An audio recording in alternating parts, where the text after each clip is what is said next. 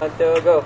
The amyotrophic lateral sclerosis (ALS) is a rare disease that affects the brain and also the spine that leads to paralysis and eventual death.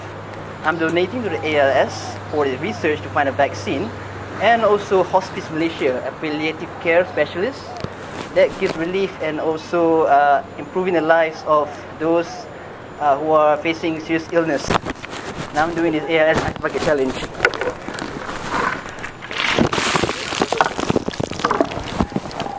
I'm donating, I am nominating Ashura Ismail, his fiancée Nadia, and her friend Elvira Loy to do the Ice Bucket Challenge. Thank you, and Happy Merdeka. Happy